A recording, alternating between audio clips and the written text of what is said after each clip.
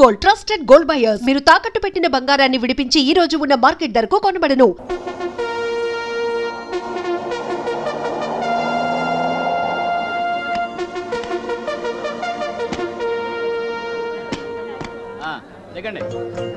Jagadamba colony owner Jagadamba గారు, నా యజమాని జగదాంబ గారు, విమాన ప్రయాణం దిగ్విజయంగా ముగించి వస్తున్న జగదాంబ గారు, నా యజమాని జగదాంబ గారు, జగదాంబ గారు.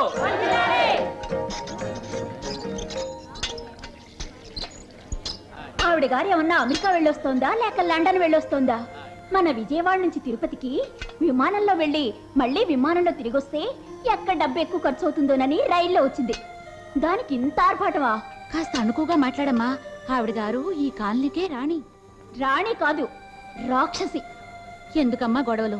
అద్దెకుండే వాళ్ళంతా ఈ స్వతంత్ర దేశంలో బ్రతుకుతున్న బానిసలే. ఆవిడ గారు ఇదిగో ఇదిగో తెల్లకాకి అంటే అవును అవును, పక్కనే ఒక పిల్లకాకి కూడా ఉందంటే ఏ పేచీలు ఉండవు.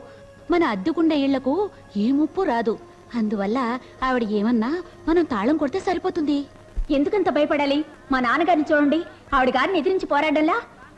ఆవిడ గారు ఇల్లు ఖాళీ చేయమని కేసు పెడితే ఎదురు నిలబడి ఇన్నేళ్లుగా పోరాడుతున్నారే. ఎవరి కోసం? అద్దెకుండే వాళ్ళ హక్కుల కోసం.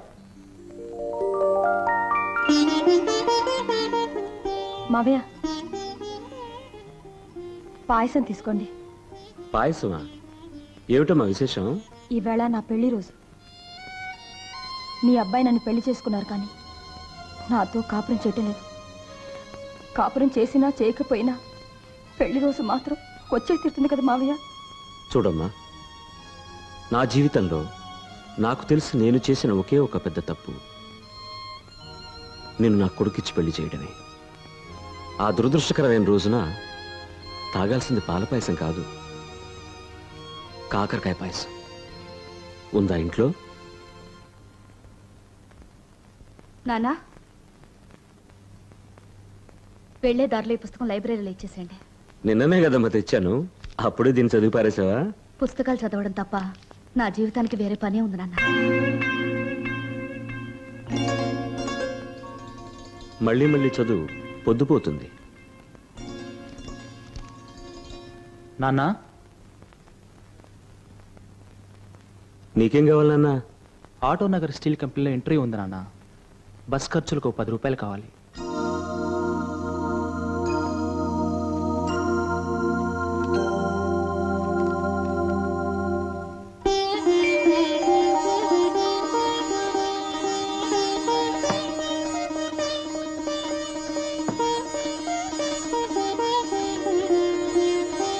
లక్ష్మి, దేవుణ్ణి ఎవరి కోసం ప్రార్థిస్తున్నావు? డ్రామాలు డాన్సులు అంటూ కనపడ్డ ఆడదానితో అల్లా తిరుగుతున్నాడు నీ పెద్ద కొడుకు. కానీ వాడితో ఊహల్లోనే పెళ్లి రోజు చేసుకుంటోంది నీ కోడలు.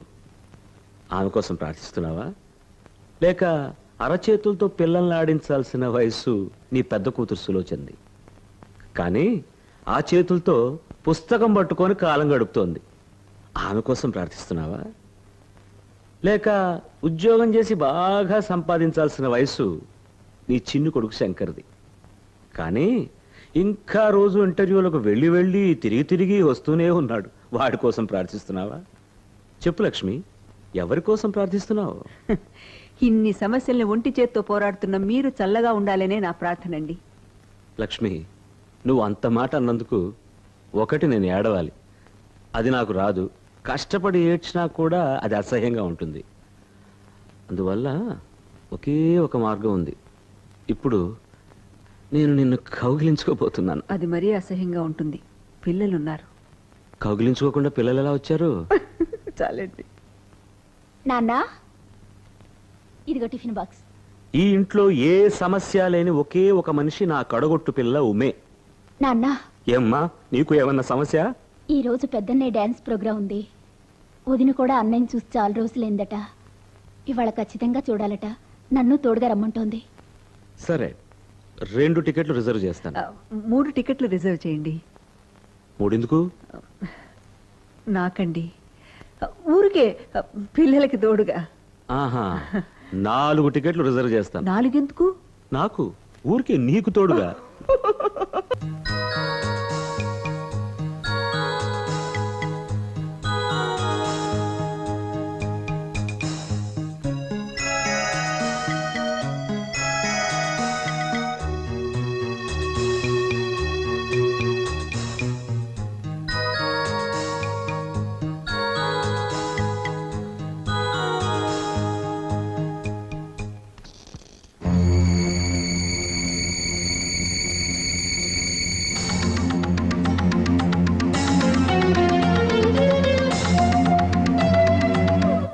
అది సరేనమ్మా, ఏ నమ్మకం చూసుకుని నీ కొడుక్కి నా కూతుర్ని కట్టబెట్టమంటావు?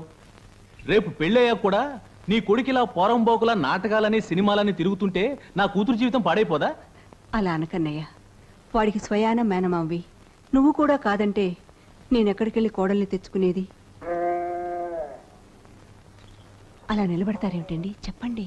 అవును బావా, నా కొడుకు ఆనంద్కి మీ అమ్మాయినిచ్చి పెళ్లి చెయ్యి. ఆ తర్వాత నీ కూతురు కన్నీరు పెట్టకుండా నా కొడుకు చేత కాపురం చేయించే బాధ్యత నాది.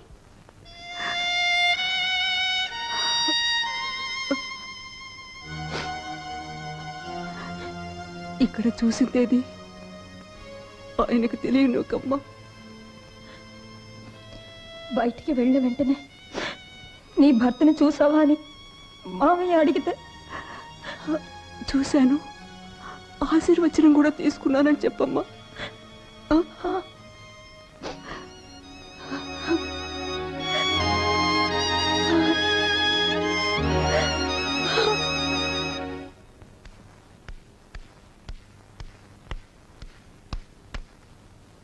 లక్ష్మి, 24 గంటలు తల పగిలేలా ఆలోచించి ఒక పెద్ద నిజాన్ని కనిపెట్టాను. ఏమిటో అది? పార్వతి, ఆ మిరండా ఉంది చూడు, దానికి నువ్వు ఎందులోనూ తీసిపో. నిజానికి నువ్వు మహాలక్ష్మి, అదేమో మహంకాళి. అయినా నా కొడుకు దాన్నే పట్టుకుని వేలాడుతున్నాడు. ఎందువల్ల? దాని దగ్గర ఉన్నది ఒకటి నీ దగ్గర లేదు. అది ఏమిటి తెలుసా? అది ఇదే.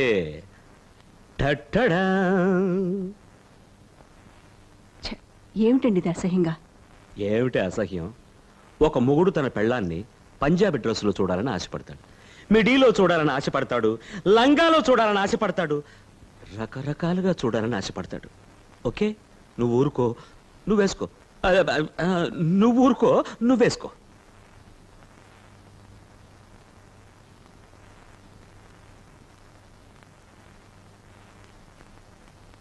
ఇదిగో చూసావా, దీని పేరే గ్రామఫోన్, లేటెస్ట్ మోడల్. ఈ మోడల్ ఇంకా ఇండియాకి రాలేదు. ఇప్పుడు నీ కొడుకు వస్తాడు, నేను ఈ గ్రామఫోన్లో ఒక రికార్డు వేస్తాను. నీ కోడలు నేనిచ్చిన ఆ కొత్త డ్రెస్లో ఒక మంచి డాన్స్, జ్యోతిలక్ష్మి డాన్స్ చేస్తుంది. అవును, ఇన్ని ఏర్పాట్లు చేస్తున్నారు, వాడొస్తాడా? మీ అమ్మకు సీరియస్ రా అని కదా టెలిఫోన్ చేశాను లక్ష్మి. వస్తాడు. నాకు సీరియస్ అంటే మాత్రం వస్తాడంటారా? అమ్మకు సీరియస్ అంటే అందరు కొడుకులు వస్తారు, కానీ నాన్నకు సీరియస్ అంటే ఒక్క కొడుకు రాడు. ఈ కాలం కొడుకులకి తండ్రి మీద అంత ప్రేమ. అమ్మా, అమ్మా, అమ్మా, అమ్మా, అమ్మా, అమ్మా.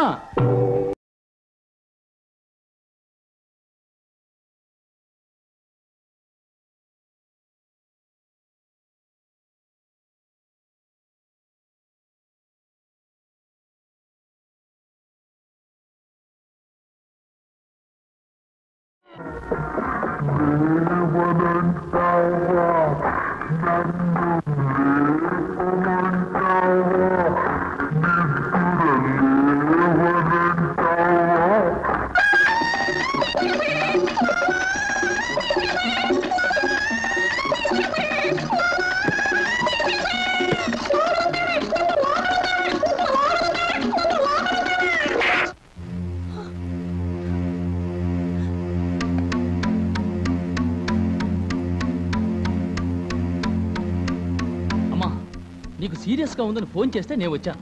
But what is this nonsense going on here?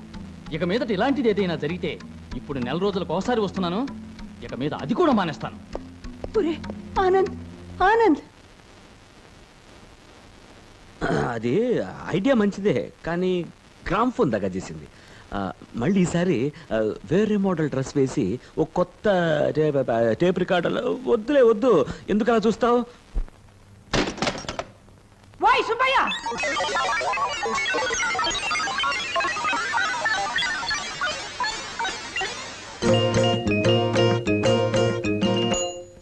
ఏమిటయ్యా ఇది? ఇది? ఇదేమన్నా ఇల్లు అనుకున్నావా, సత్రం అనుకున్నావా? క్లబ్ పాట వినపడిందే, ఏమిటయ్యా అది? అది మా ఇంటికి ఎల్లారేశ్వర్ గారు వచ్చారు. ఎక్కడికమ్మా? ఇది నా ఇల్లు, నా ఇష్టం. ఎక్కడికైనా వెళ్తాను, ఏదైనా చేస్తాను. అడిగే హక్కు ఎవరికి లేదు. ఏమిటమ్మా ఈ ఆటలు పాటలు? ఈ కాలనీలో మిగతా వాళ్ళు కాపురాలు చెయ్యాలా వద్దా? మాట్లాడవే, మాట్లాడు.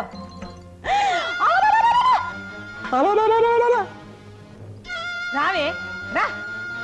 ఇల్లు అనుకున్నారా, ఏమనుకున్నారా? వనజ, గిరిజ, రండి రండి. కామాక్షి, మీనాక్షి, ఇంద్రమ్మ, రండి రండి రండి రండి. లక్ష్మి, రావే, అందరూ రండి, కుటుంబాలతో రండి. అత్త మామ కలిసి దీన్ని ఎలా తయారు చేశారో చూడండి. సంసారం చేయాల్సిన ఆడది ఇలా ఉంటే ఇంకా మొగుడు ఎలా కాపురం చేస్తాడు? అందుకే వాడు ఇంటికి రావడమే మానేశాడు. చూడండి, ఇది నా విషయం, నా ఇంటి విషయం. అడగడానికి మీరెవరు? ఇది నీ ఇల్లు కాదయ్యా, నా ఇల్లు. అవకతవక వేషాలు వేసుకుని వీధి బాగోత ఆడటం నీ ఇంటి విషయం కాదు, ఈ కాలనీ మర్యాదకు సంబంధించిన విషయం.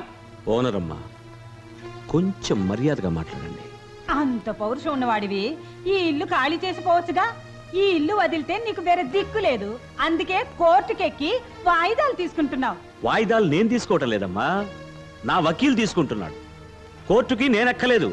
ఇల్లు ఖాళీ చేయమని నా మీద కేసు పెట్టి మీరెక్కారు. అద్దెకుండే వాళ్ళ హక్కుల కోసం నేను మీతో పోరాడుతున్నాను. నీతో ఏమిటయ్యా నాకు మాటలు? చూశారుగా ఈవిడ గారి అవతారం. రేపు వాయిదాకి మీరందరూ కోర్టుకు వచ్చి వీళ్ళ కుటుంబం ఎంత లక్షణమైనదో కుంట బద్దలు కొట్టినట్టు చెప్పాలి. వెళ్ళండి.